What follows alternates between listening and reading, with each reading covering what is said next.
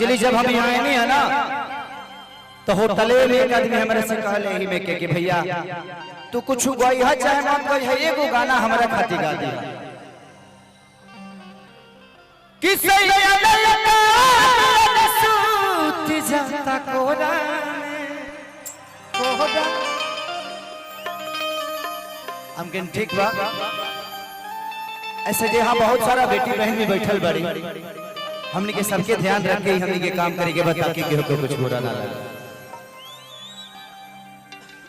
कि जो लता जवान जैसे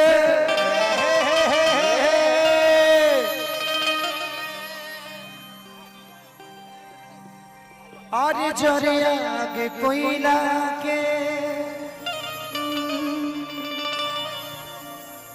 आगे लागो तिवारी तहरा साउंड बजैला के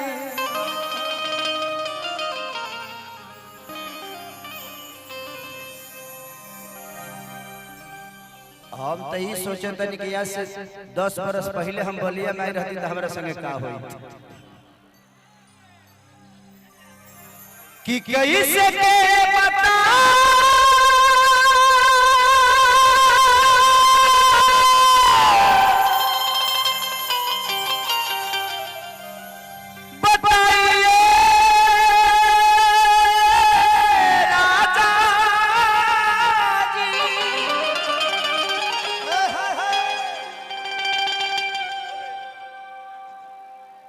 कि यो खावा के ललिया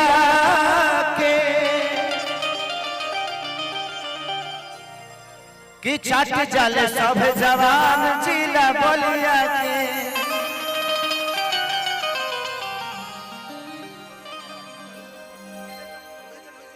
कि तोरा अखिया के कजराए जा झगड़ा करा दे और दिया कहते हैं कि सूती जाता कोड़ा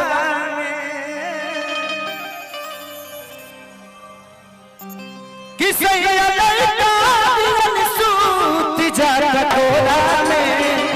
दिया के जोड़ा में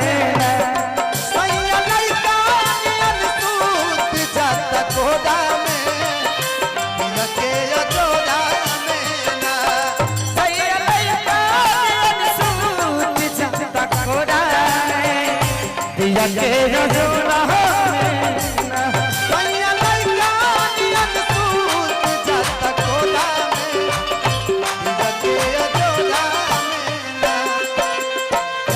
सौ साल पहले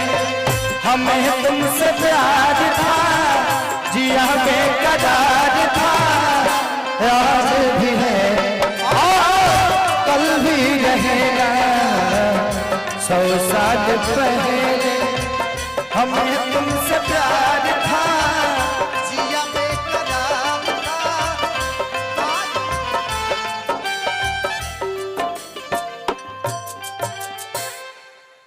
क्या हुआ